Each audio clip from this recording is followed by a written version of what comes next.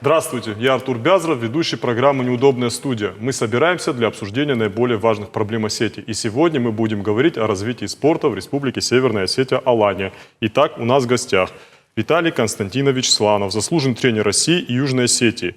Акацев Марат Казбекович, вице-президент Шахматной Федерации Республики Северная Осетия Алания, инструктор по развитию Международной шахматной федерации ФИДЕ. Ибрагим Мельсикович Тибилов, чемпион мира по боевому самбо, чемпион Европы по ММА, президент Федерации смешанных боевых единоборств Республики Северная Осетия Алания. Здравствуйте, уважаемые гости. Спорт, физическая культура традиционно занимают важное место в осетинском обществе. И это справедливо, так как спорт и физическая культура, очевидно, формируют здоровое общество, здоровый дух. И поэтому я бы хотел поговорить сегодня, какие у нас перспективы в спорте и какие на сегодняшний день созданы возможности для того, чтобы подрастающее поколение, особенно молодежь, занимались спортом. Также обсудим многие другие вопросы. Первый вопрос, Виталий Константинович, я бы хотел вам задать. Какие конкретно, насколько охотно родители отдают, на ваш взгляд, детей в спортивной секции? И на ваш взгляд, желающих заниматься спортом, физической культурой стало больше или меньше? Я думаю, больше, потому что вот я беру со своего вида спорта, вот бокса. Очень много родителей приводят, практически мест нет, во всех группах все переполнено. Вот. Я думаю, что я разговариваю же и с тэквондо, и вот с другими видами спорта, там то же самое. Так что, а футбол это у нас традиционно.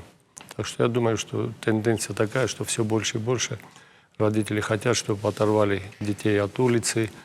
Вот это очень такая тема, вот телефоны.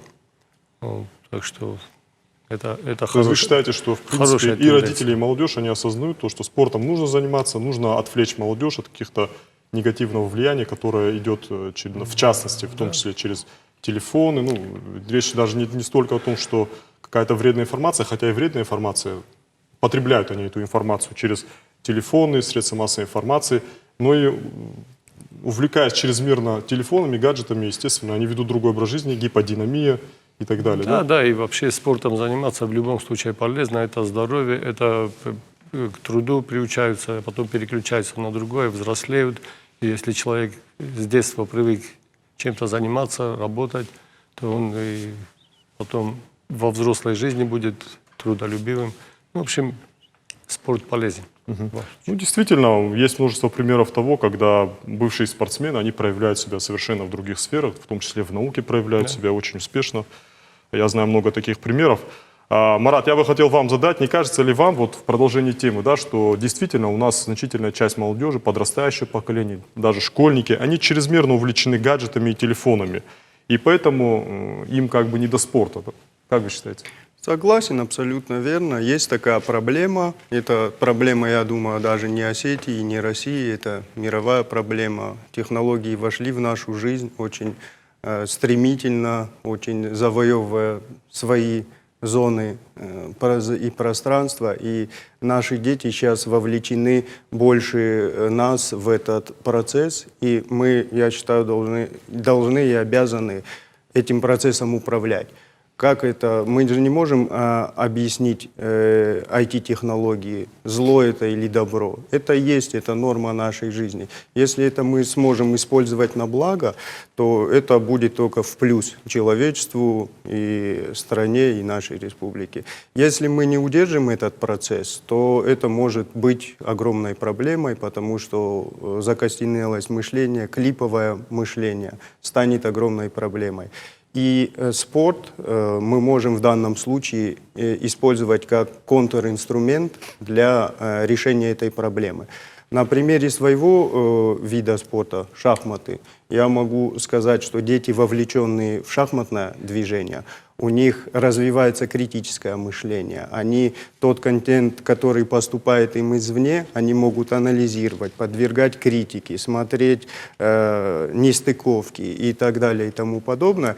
И поэтому в шахматах гаджеты, если направить на правильное русло, да, там, решение задач, спарринги с соперниками, вот в период пандемии была огромная проблема у всех видов спорта, что невозможно тренироваться, невозможно развиваться.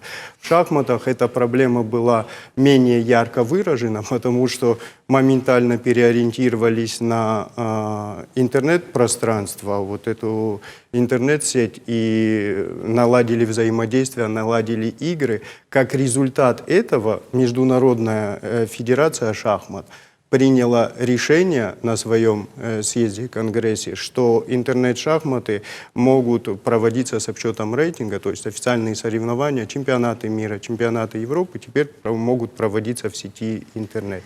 Может быть, я позже подробнее об этом расскажу, но тезисно, как бы отвечая на вопрос, получается, что с проблемой надо бороться, инструменты, обозримые перспективы решения вопроса видны.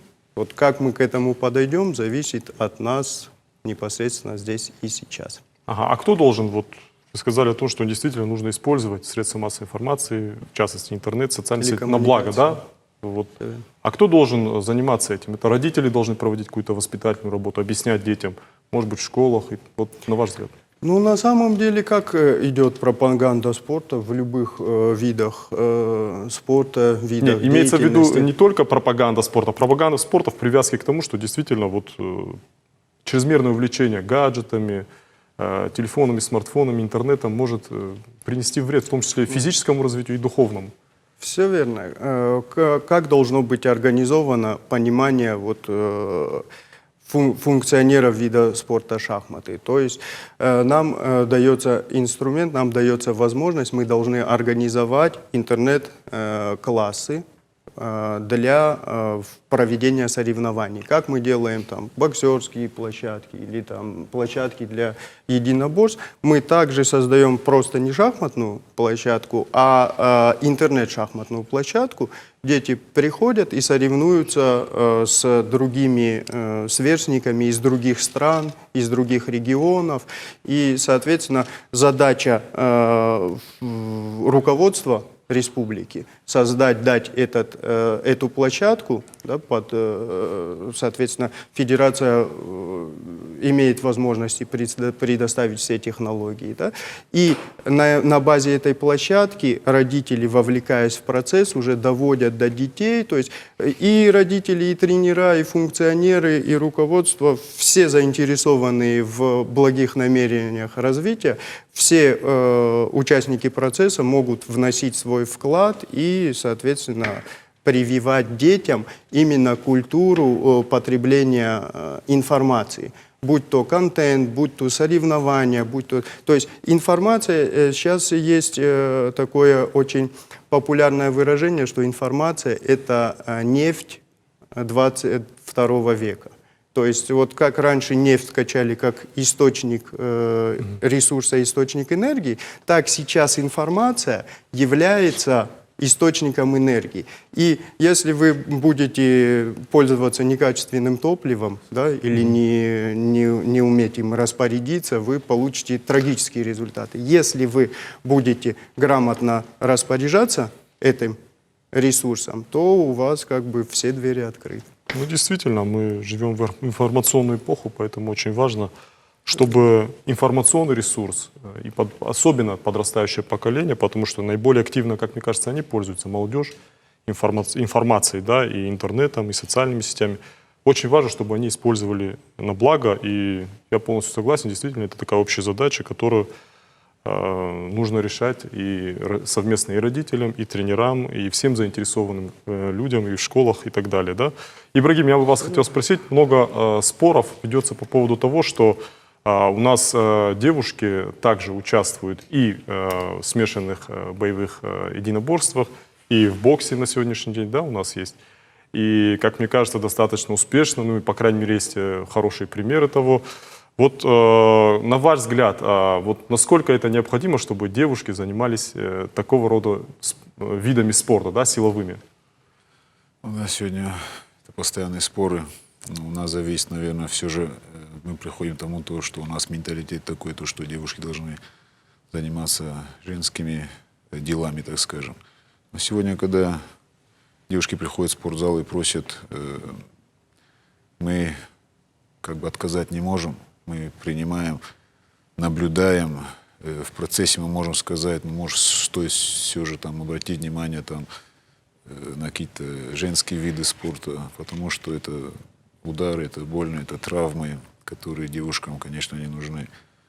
Но обращая внимание на мировой рейтинг, где уже есть достаточно такие большие имена в спорте,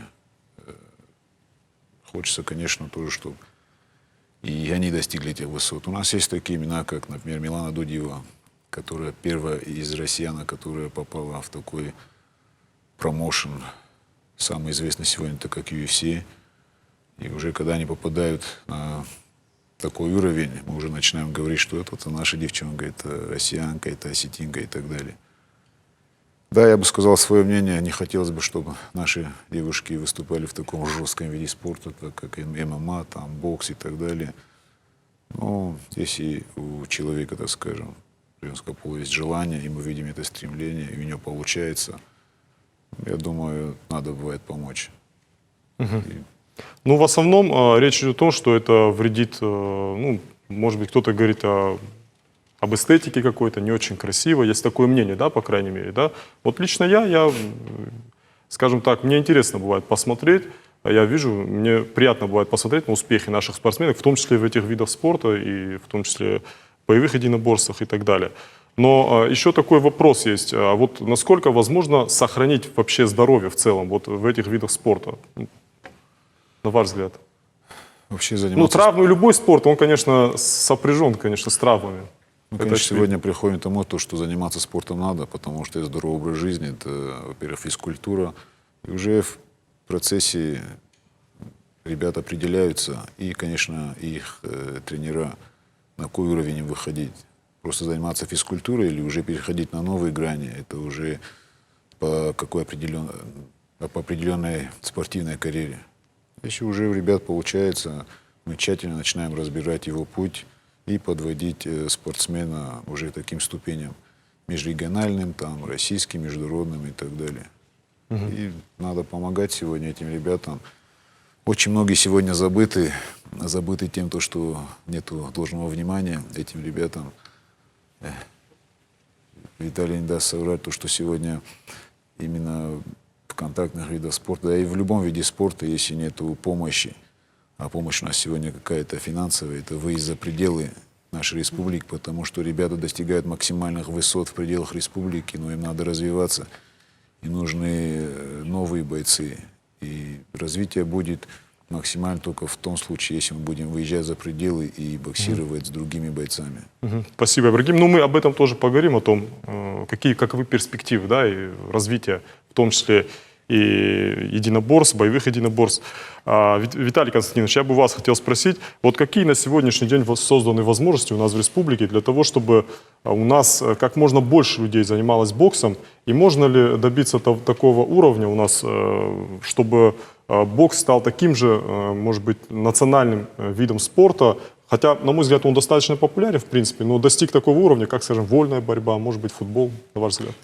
Ну, это достичь этого трудно, потому что это десятилетиями у нас такие традиции в вольной борьбе. Это, представьте, у нас по 3 золота были на Олимпийских играх, там, во время, когда Хадарцев, Фадзаев, Хабелов боролись. Ну, это сложно, но единичные, разовые эти можем делать. Бокс во всем мире очень популярен, но все равно, вот так, если сравнить, то, ясное дело, футбол на первом месте. Потом дальше уже по популярности идут там баскетбол. Но баскетбол тоже не во всех странах, а боксирует в любой деревне. Он может быть хороший, бокс плохой, но так что... Ну вот на ваш взгляд, есть ли у нас в достаточном количестве секций? Да, нет, у нас очень много секций, очень хорошие тренеры, хорошие ребята. Все время какие-то успехи бывают, но... А то, что касается инфраструктуры, вот она в республике соответствует тому, чтобы мы решали какие-то высокие да, нет, задачи? у нас отличные условия. Нельзя в боксе... Вообще есть такая поговорка в боксе, когда большие дворцы построят, там, говорит, бокс пропадает. Бокс во всех, я вот во многих странах бывал. И везде, где вот великие боксеры, они такие же залы, как у нас. Вот. Там нету таких больших, огромных дворцов. Для бокса не обязательно, чтобы... Главное, что все необходимое было. Там снаряды, там душевые, массажные, там подход хороший, и хорошие, талантливые ребята и способные тренеры. Так что у нас все условия есть, и бокс поступательно движется вперед, у нас все лучше и лучше. И секций больше, и внимания больше. Я вот разговаривал с директором школы бокса Дзагоевым Игорем Шутаевичем. Он говорит, такого внимания, как сейчас, посылают, помимо того, что на официальные соревнования их посылают, говорит, иногда посылают и на простые турниры. И такого никогда не было. Так что и Министерству спорта большое спасибо. Что, ну, у меня времени нет на это, там, с детьми ездить, но Игорь Шутаевич, это его обязанность, и он очень доволен этим.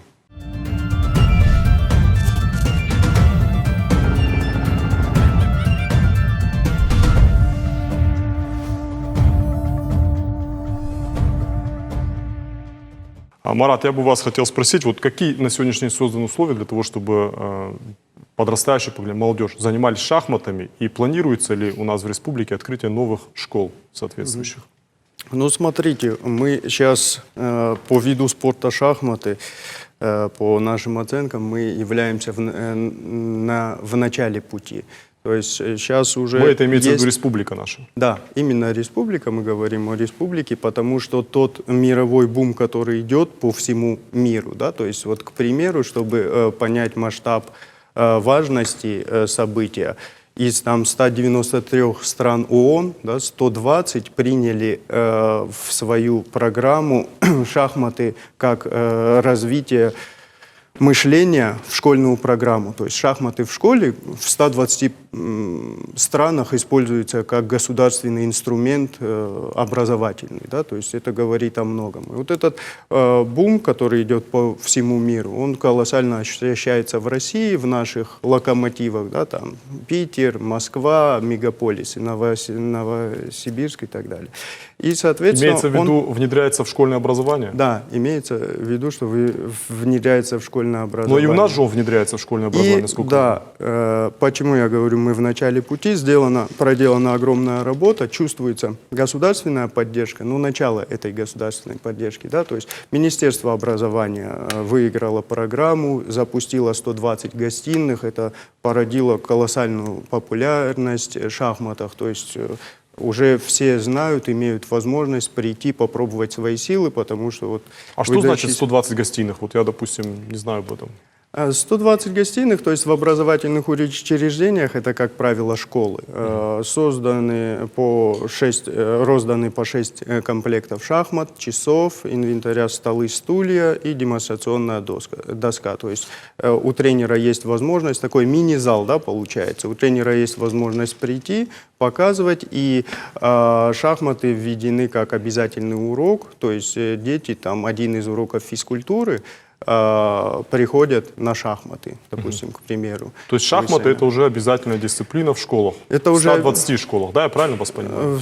Это введено в 120 школах уже, ну, планируется ввести в остальных, это там порядка у нас 180-190 школ. То есть 2/3 пути первоначального уже пройдено. Если говорить за внимание там, Министерства образования к проблемам нашего вида спорта. Если говорить там за поддержку Минспорта, то есть тоже понимание есть, начали выстраивать систему отбора четкую, формирования сборных команд, то есть вот буквально за последнее время прошло становление, то есть тоже огромная благодарность Министерству за поддержку, за организацию сборов, и уже вот в этом начальном периоде отобранных детей, они попадают уже в спорт, они еще не определились, они пойдут в спорт высших достижений или они останутся просто, да, там, в физкультуре, в спорте. Но площадка уже создана, и есть возможность, уже ребенок знает, придя в шахматы, он видит перспективу. То есть эти перспективы надо подтверждать выдающимися достижениями, выдающимися результатами, но пока начало пути положено такое очень серьезное. И вот, допустим, президент федерации у нас, Таймазов Алан Борисович, он вообще выходит с инициативами создания дворца шахмат. То есть вот мне приходится невольно оппонировать Виталию Константиновичу, но, допустим, для шахмат, где мы видим выдающиеся результаты, это совокупление энергии, когда построено, много выдающихся шахматистов общаются между собой, да, вот, допустим, как центр Сириус, там заложенный для одаренных детей. Они, как деятели науки, один что-то придумал, второй, и шахматы развиваются поступательно в научном направлении. На самом деле, если мы говорим о шахматах, то это соединение трех направлений. Спортивного, потому что там есть такое бойцовское противостояние, да? Научного, то, что я сейчас осветил, когда прирост знаний идет, шахматы неисчерпаемы в себе, и чтобы их познать, нужна огромная работа там, человечества за 100 лет. Человечество в научном подходе к шахматам продвинулось, ну, наверное, там не более чем на 0,5%, да, если брать шахматы как идеальную модель. То есть вот для примера, чтобы было понятно, есть такой английский ученый Шеннон, он подсчитал число возможных вариантов в каждой партии. И у него получилось число 10 в 120 степени, то есть 10 и 120 нулей.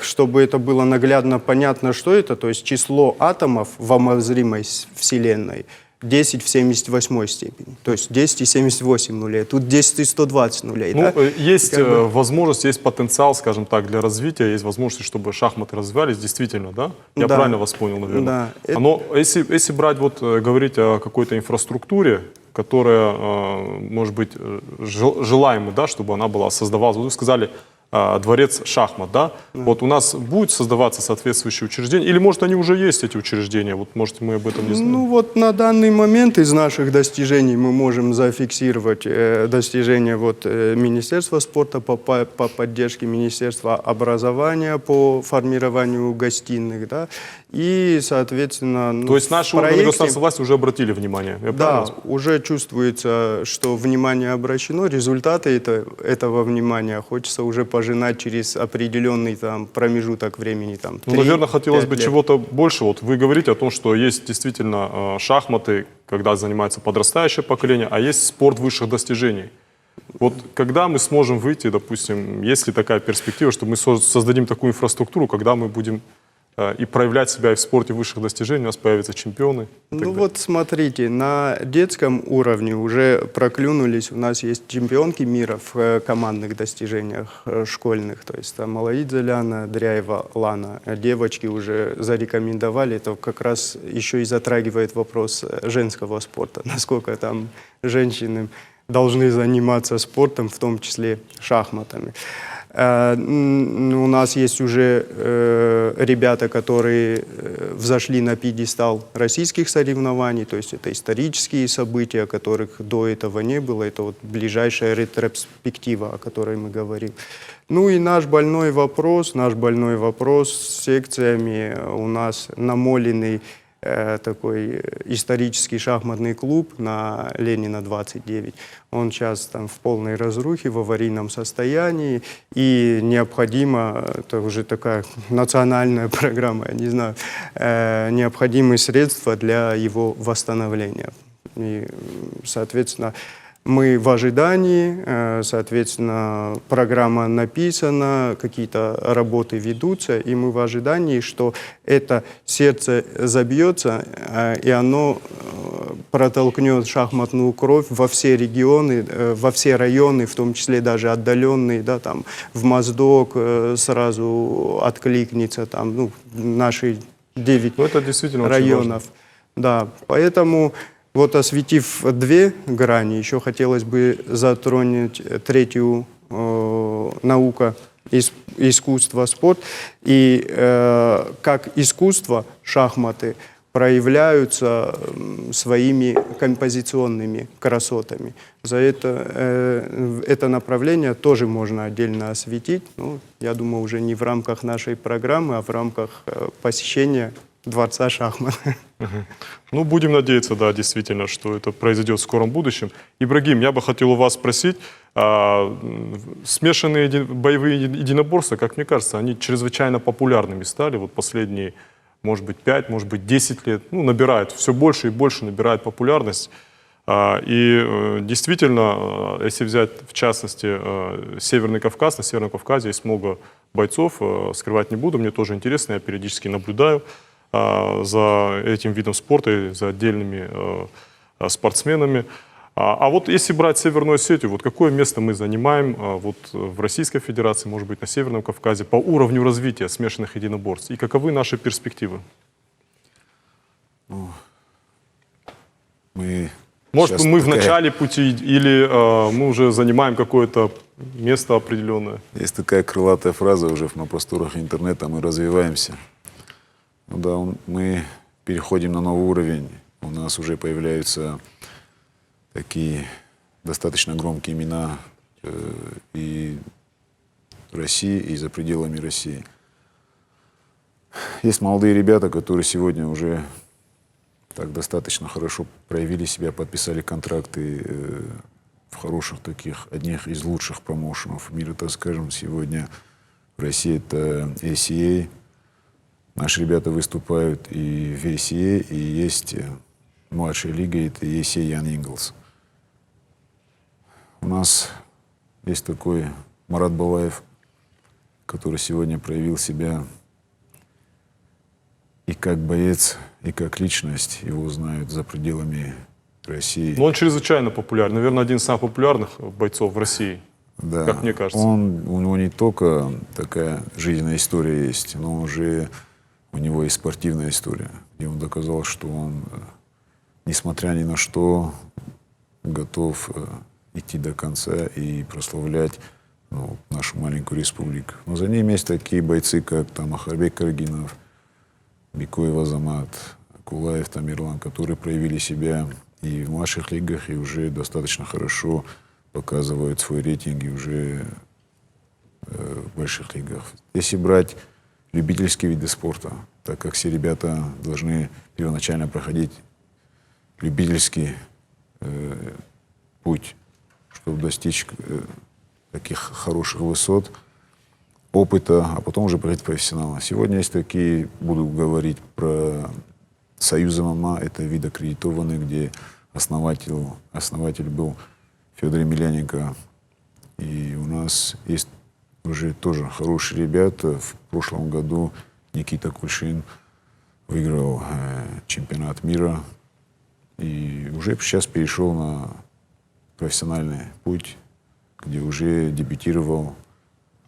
Развивается. Немного надо помощи, так скажем, опять я как бы это повторялся.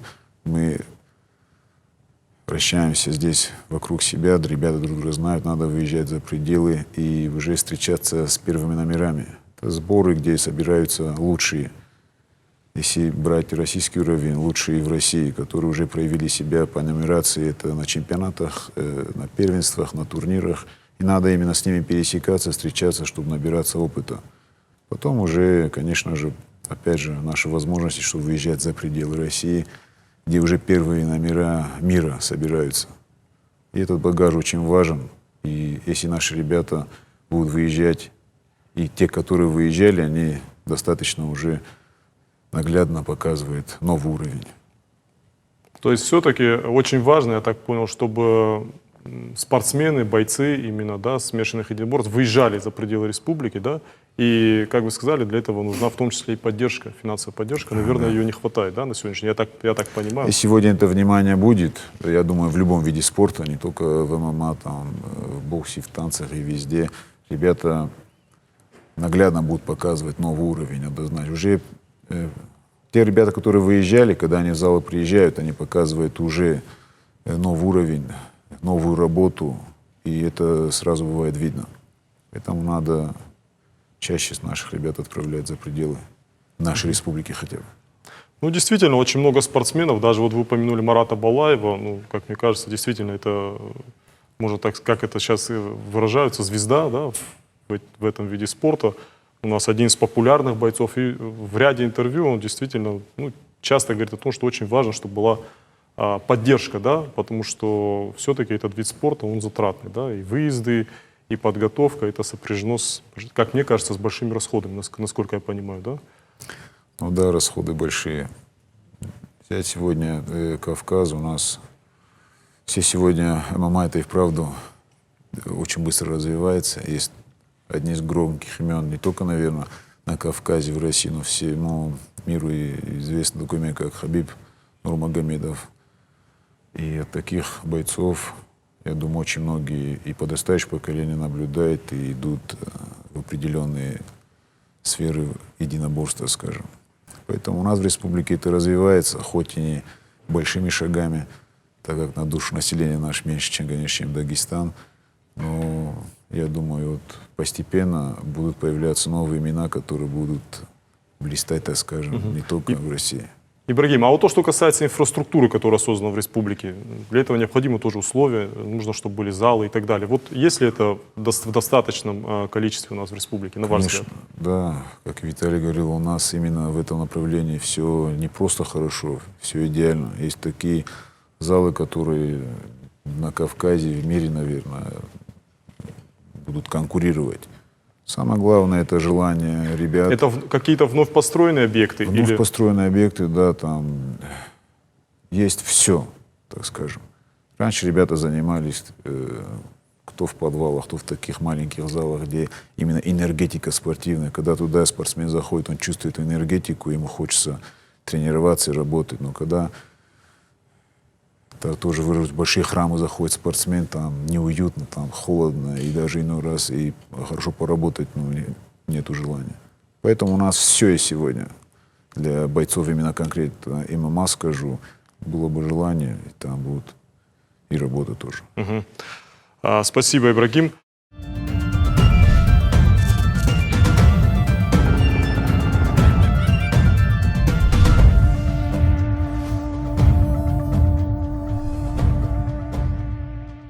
Виталий Константинович, я бы вас хотел спросить, вот если взять наш бокс, посмотреть глобально, действительно у нас есть выдающиеся примеры, есть Мурат Гасиев, другие спортсмены, отличающиеся высокими результатами, под вашим руководством в частности. А если сравнивать вот наши успехи, успехи нашей республики с другими регионами Российской Федерации, с Северным Кавказом в частности, как мне кажется, здесь на Северном Кавказе все равно определенно есть соревнования, бокс он очень популярен, как и восточное единоборство, как вольная борьба и так далее. Вот сопоставляя, вот, какое место занимает у нас наша школа бокса в общероссийском? Я думаю, ведущее место, потому что вот, ни в какую другую Кавказскую республику и в Россию вряд ли куда-то ездят. Вот у нас в течение года к нам на повышение квалификации приезжали сборная Китая, кубинцы приезжали. Вот сейчас на данный момент с нескольких стран у нас боксеры. Несмотря на пандемию, из регионов России просятся. Ни в одну другую республику Кавказа и в России никуда так не просятся, как в Осетию. И все время, я вам говорю, вот сейчас, только вот сейчас у нас там с 5 регионов боксеры и постоянно живут. Вот, то есть Осетия лидер, да, в этом направлении? В этом направлении точно лидер. Ну, у нас просто маленькая республика, мы не можем все охватить, но точечно, ну, мы всех опережаем, включая Москву и все остальные регионы. Ну, если в течение года там где-то с 10 стран нам приезжали из ведущих боксерских держав, я назвал китайцев, у них есть и двукратные олимпийские чемпионы. Кстати, они тоже были здесь. И кубинцы, и с Финляндии, со многих стран. Вот сейчас серб недавно попросился к нам через Федерацию бокса России. Ну, бокс — это особый вид спорта. Здесь нельзя мерить, вот вы сказали, когда мы борьбу. По олимпийским чемпионам мы борьбу догнать не можем. Точно так же мы, может, не можем там поехать на Олимпиаду. Но у нас другие эти вот. Олимпийский чемпион по борьбе — это уже легенда. Это в боксе олимпийский чемпион начинает, потом переходит на другой уровень и учится боксу. Говорят. Вообще такая поговорка тоже. Из олимпийского чемпиона, говорят, боксера уже не сделаешь. Уже сложно, он там и не научится боксу. Хотя много хороших примеров, Мухаммед Али, там, Рэй Леонард, Джо Фрейзер. Так что здесь немножко по-другому надо смотреть и оценивать. Я думаю, что мы сейчас ведущие в России в этом отношении. Если брать не общее количество занимающихся или там по количеству собранных медалей, это олимпийский чемпион по боксу, это не так делается, что вот тренер он сделал. Он может сделать выдающегося по классу боксера, но он ни на Олимпиаду, ни на мире никуда не поедет. Для этого нужны другие люди, должны работать. Не тренер должен работать, а другие люди, там, регионы. У нас были выдающиеся боксеры, лучшие боксеры в мире, и никуда не попадали. Это как Батрас Баскаев в течение 10 лет, я думаю, и Игорь Загоев. Настолько Игорь Албуров попал на Олимпиаду, и то потому, что был такой человек Шевалин Усуев, которому он понравился, который его опекал. Я не думаю, что он выдающийся боксер, но не лучше и Загоева, и Баскаева, хотя это мой ученик, я его люблю. Виталий Константинович, вы являетесь заслуженным тренером не только нашей республики, но и Южной Осетии. А вот можно сказать о том, как развивается вообще бокс, на ваш взгляд, в Южной Осетии? Может, там тоже есть какие-то секции, в которых достаточно успешно занимаются, есть тренера? Или они приезжают сюда, в Северную Осетию, здесь занимаются? Не, они занимаются, у них хорошие тренеры, они работают, мы им тоже помогаем, как можем. Они приезжают, обмениваются опытами, участвуют на североостинских соревнованиях, на первенствах, выигрывают. И также от Северной Осетии потом участвуют на всероссийских международных соревнованиях. Мы как-то их не отделяем. Это Осетия, район Осетии участвует, как и все остальные. А у них у всех есть паспорта российские, как и у жителей Северной Осетии. Ибрагим, а вы что скажете? Вот я не располагаю такой информацией. В Южной Осетии у нас есть смешанные боевые единоборства? Есть там, есть. Есть хорошие бойцы? Они также приезжают сюда, они выступают. У нас была договоренность, что пусть они выступают там на первенстве, на чемпионатах там, республики. И также от Северной Осетии они выезжают и на чемпионаты России. И уже, так скажем, если уже отбираются, то уже дальше. Мы меняемся постоянно опытом. Они приезжают. Поэтому не так сильно развито, но они идут постепенно к высотам, так скажем, развития. Именно в ММА, скажем. Спасибо. Не может быть так развито. Там население несоизмеримо меньше. Ну, конечно, да. Так что там, это если взять... Я сам был шахматистом, я много лет ходил на секцию, участвовал. Поэтому мне приятно, когда вот про шахматы рассказывать. Я вспомнил свое шахматное детство. Я участвовал много раз, выезжал на соревнования. И вообще шахматы у меня в душе. Я люблю играть в шахматы. Так что мне приятно, когда товарищ рассказывал про шахматы и про развитие шахмат. Я бы вообще хотел поучаствовать на первенстве Северной Осетии. Дороги открыты. Как-нибудь. Мы вам личное приглашение индивидуальное сделаем. Это прям популярный шахмат тоже подстегнет, что признание силовых видов спорта — это Шахматы, это взаимодействие. Это в 70-е годы, это уровень. одни из ведущих, 80-е, 70-е, один из ведущих видов спорта в Советском Союзе. Все время освещали, это, какие битвы были. Он очень популярен был, да. конечно. Когда смотришь старые записи, Да. это бросается в глаза. На высшем уровне принимали этот Леонид Ильич Брежнев принимал все время, когда этот Карпов выигрывали, там легендарные матчи с этим, с Каспаровым, Карпов или Корчной Карпов, Бобби Фишер, Карпов, который не состоялся. Ну и про ММА. Вот у нас, я вот слежу, у нас успехи большие продвигаются. Ребята, вот недавно девочка подписала с Беллатор контракт. Правда, такая красивая. Я вот смотрю на картинки, какой ММА. Мы это отменить не можем. Но, с другой стороны, нам же приятно, когда у нас есть победители, когда у нас есть чемпионы. Это, как его... Диана Авсарагова. Диана Авсарагова, да. Такая девочка красивая. Говорит, будет выступать в Америке, так что будем болеть за нее тоже. Марат, я бы вас хотел спросить, вот при текущем уровне поддержки, да, вот когда у нас есть, по-другому задам вопрос, у нас есть чемпионы, есть у нас Алексей уровне. Дрейф, гроссмейстер, да, выдающийся, да, в мировом масштабе.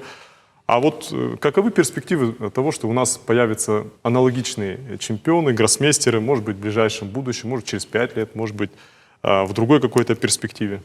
Хороший вопрос, очень хороший вопрос, тем более вот в силовые виды спорта тоже как бы высказали позицию по этому поводу. На самом деле детские достижения шахматы чем привлекательны?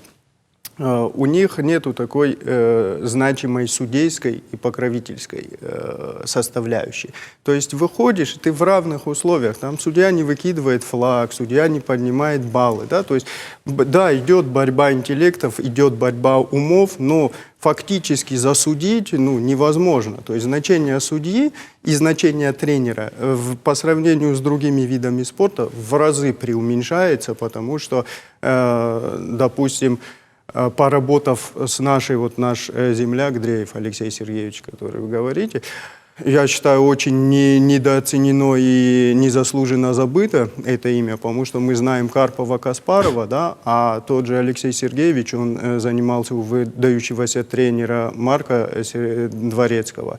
И по уровню таланта он оценивал нашего земляка не меньше, чем там, уровень Карпова-Каспарова. То есть он мог претендовать, там жизнь не сложилась, но это уже другие, как бы, из другой истории. Но суть в чем? Он трехкратный олимпийский чемпион шахматной олимпиады. Проводится шахматная олимпиада. Вот, наверное, как в боксе, да, есть простая олимпиада, есть выдающиеся бойцы. Да? Точно так же шахматы не являются олимпийским видом спорта, но шахматная олимпиада – это рейтинг страны. За что бились коммунистическая система и капиталистическая? За право интеллектуального лидерства в мире. То есть чья система сильнее. И это интеллектуальное лидерство помимо чемпиона мира, их там всего 16 за всю историю, это наши иконостасы, да, то есть 16. Шахматная олимпиада является основным показателем страны по виду спорта шахматы. Сейчас с огромными усилиями Россия, благодаря советскому потенциалу, удерживает первое место. На втором идет США, и вот... Все-таки Россия первая, на ваш взгляд? Все-таки, да, вот несмотря ни на что, несмотря на то, что сейчас у нас действующий чемпион норвежец Магнус Карлсен, все равно Россия по общему составу, и чемпионат России является самым крутым в мире, самым сильным, самым плотным по составу. Это общее мнение? Вот это признано общее мнение. Тот же там Фишер, Бобби Фишер, он хоть и является американцем, но по сути он воспитанник советской школы шахмат, он на советских книжках, он тянулся, для него была мечта поиграть с советскими шахматистами, то есть на определенном уровне. Потом он с ними вступил в конфронтацию, да, когда уже начали. Но это было потом, а становление личности, становление спортсмена произошло на советской школе шахмат. И поэтому, являясь трехкратным чемпионом шахматных олимпиад на второй доске, да, если мы, допустим, говорим Гарри Каспаров, первая доска, 4 доски, первая доска Гарри Каспаров, вторая доска наш земляк Алексей Дреев. Конечно, с горестью приходится освещать то, что он не является воспитанником нашей школы шахмат. Становление у него в Ставропольском крае прошло, потом Москва, да, дотачивала как бы. Ну, тем не менее. Но, тем не менее, да, Кочиев, это наш не наш земляк. Кочиев. Кочиев тоже наш земляк, выдающийся шахматист, чемпион по переписке. Он как бы вот сейчас в этом году праздновал юбилей, 85, дай бог. Он же международный гроссмейстер. Да, международный гроссмейстер, просто звезда. Почему мы чуть-чуть больше уделяем внимания Алексею Сергеевичу, я подвожу к какой теме? Вот про выезды, да, как бы у всех видов спорта проблема с выездами. Ребята должны общаться, они должны перенимать опыт. И в период пандемии, когда не было возможности выезжать, Алексей Сергеевич из Москвы, прямой телемост, подготовка в Зуме, ребята начали готовиться. И пока основная масса шла на спад, наши ребята шли на подъем.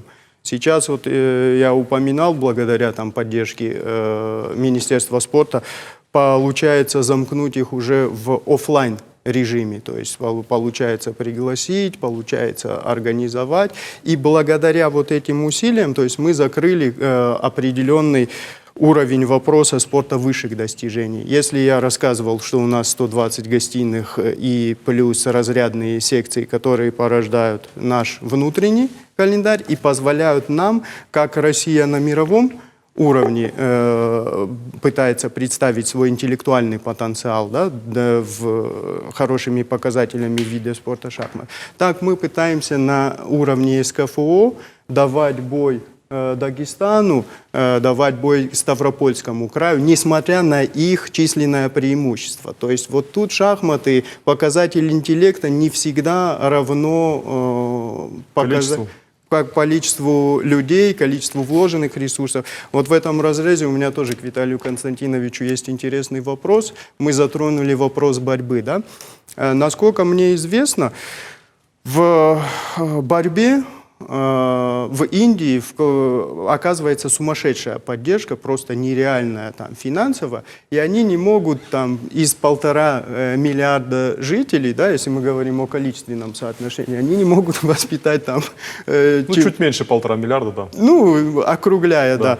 Они не могут воспитать олимпийского чемпиона, да, то есть мучаясь и стараясь, то есть это такой фактически хотя парадокс. у них определенные успехи тоже есть, как мне кажется. Успехи есть, прогресс. Но если мы возьмем там нашу многострадальную республику, да, с нашим населением и приравняем количеству олимпийских чемпионов, то я думаю, Индия будет еще... Вы хотите у Виталия Константиновича спросить, как это соотносится? Да, как это количество, вот в силовых видах спорта, вот чтобы понять. Во-первых, у нас генетика другая. Ну,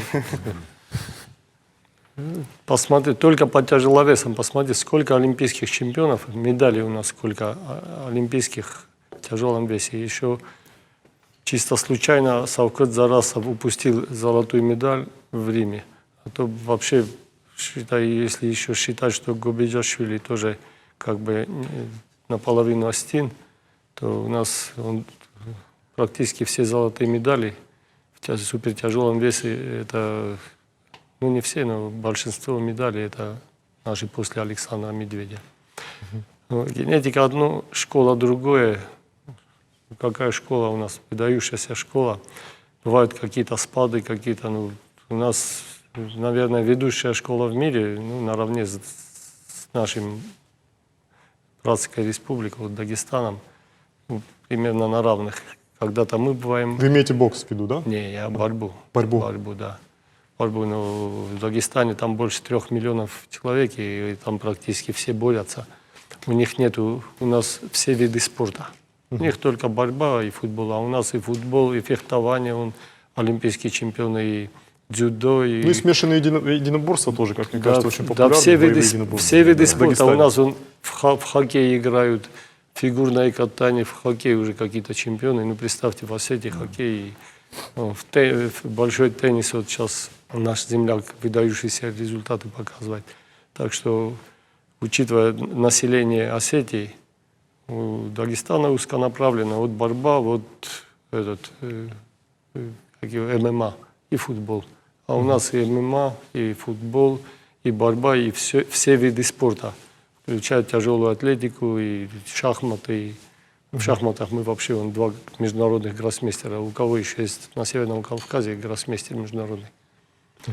Ну и в боксе у нас есть Мурат Гасиев, один из лучших.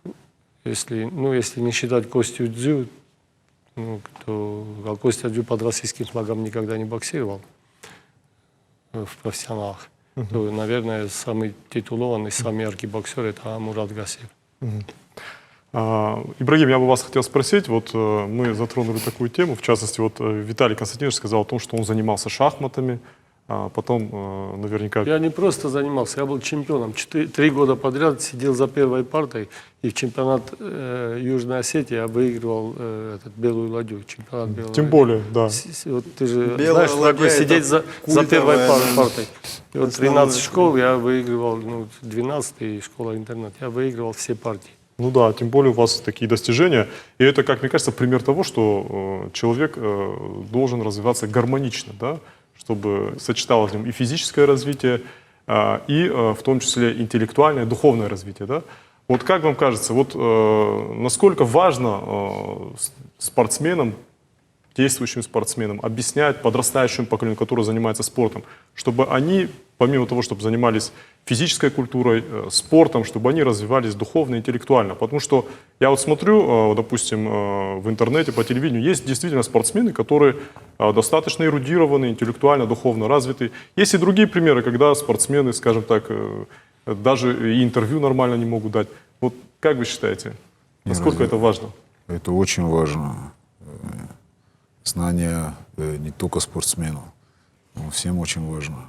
И сегодня я тоже своим подопечным говорю, что помимо спорта надо учиться хорошо, развивать себя, чтобы вы могли правильно мыслить. А возможно это вообще сочетать, чтобы они и учились хорошо, и профессионально занимались спортом, чтобы у них были достижения? Конечно, конечно, можно. Это подрастающему поколению это школа. Это первое, что они должны. Очень многие тренера, я думаю, проверяют там уровень знаний, потом приходят в школу, проверяют их способность учиться. Я также, наверное, наблюдаю там, и уже в вузах, где бывает, я принимаю участие в образовании своих подопечных тоже. А так, любой спортсмен должен развиваться в разных направлениях. Но, конечно, когда уже спортсмен переходит на новый уровень, это там входит, там, взять по ММА, профессионал выходит или бокс, конечно же, чуть-чуть сужается одно направление, увеличивается дорога спортивная, чтобы он не отвлекался, был только в одном направлении, чтобы достичь, конечно, высот. Но помимо этого обязательно там, развиваться в чтении, читать там книжки и так далее, чтобы человек мог нормально пообщаться, как вы говорите, дать интервью должным образом. Но это очень важно, потому что многие спортсмены, они к тому же являются примером для подрастающего поколения. Без преувеличения можно сказать. Наверное, я вас, не наверное, а я убежден, что вы являетесь примером для подрастающего поколения. И многие смотрят на вас. Ну, сегодня частое выражение надеждой. спортсмен бывает там, ну, грубо можете выразить, там, туповат, там, глуп и так далее. Ну, это бывают случаи, когда берут интервью, и спортсмен теряется и начинает неправильно выражаться. От этого вывода не стоит делать. Каждый человек индивидуален, и стоит его в раскрытом виде увидеть, он будет совершенно другое. То есть и в общении, и в поведении и так далее. Но поведение для спортсменов и вообще для каждого человека это самое главное, это его поведение. То, что ты выходишь из дома, ты представляешь своих родителей, выходя из дома. Выезжая за пределы республики, ты уже представляешь свою нацию, и нас определяют любого человека, любую нацию определяют по человеку, по его поступкам, по поведению. Поэтому надо вести большую работу с подопечными, чтобы они, выезжая на турнир, на соревнования, во-первых, вели себя хорошо, достойно. Это наша нация, и нас знают во всем мире именно по нашему хдаву, так как мы себя ведем. И чтобы это не забывалось, нашими ребятами это, наоборот, укреплялось.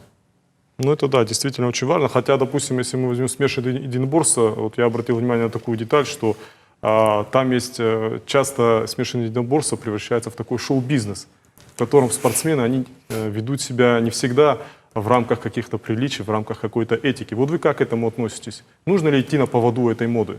Ну, сегодня это, так скажем, мировые промоушены, так как UFC, очень сильно себя зарекомендовал в этом направлении, так как Макгрегор, который привлекал внимание, так как он сам говорил, это мой заработок, это мой бизнес. Видим, да, действительно, есть какие-то взаимные оскорбления, идут какие-то вот другие вещи не очень я приятные. это не приветствую, повторяюсь, опять же, это наш менталитет, именно кавказский, хотя уже сейчас развивают разные направления, там, поп ММА, еще так далее, когда их основная деятельность, это, может, грубо будет выражаться, да болтать. Мне не хочется, чтобы наше подрастающее поколение наблюдало и как-то подражало этому, потому что сегодня мы учим наших детей, как и мы сами, это если ты что-то говоришь, ты должен как-то отвечать за это должным образом. А то, что ты много болтаешь, потом как-то даже на 5% не подходишь к тому, то, что ты говоришь, это как-то неправильно. Мы должны наблюдать и почитать наших старших, которые именно, даже не говоря, делами доказывали, что а не мужчины. То есть на поводу нам, конечно, идти не стоит, да, я правильно понимаю? Без стука эти На поводу моды. западные стереотипы, они без стука уже к нам входят, и молодежь не слышит на простору интернета, опять гаджеты и так далее, они наблюдают, и кумирами их становятся какие-то болтуны, и это, конечно, очень неприятно. Поэтому тренера, наставники и родители должны, я думаю, в этом направлении более тщательно следить за своими младшими. Спасибо большое, Ибрагим. Ну, у нас уже время подошло к концу. Я тоже подведу определенные итоги нашего разговора. Действительно, у нас есть ряд успехов в спорте, да, и это действительно очень приятно, потому что спорт, как я уже сказал, занимает у нас в жизни нашего общества в Северной Осетии и в Южной Осетии, занимает достаточно такое почетное место и не без оснований, да.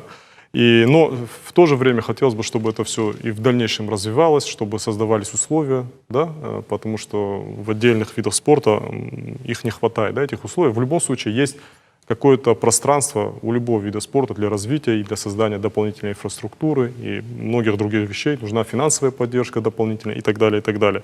Поэтому я бы пожелал действительно, чтобы было больше успехов, да, еще больше, да, еще больше, да.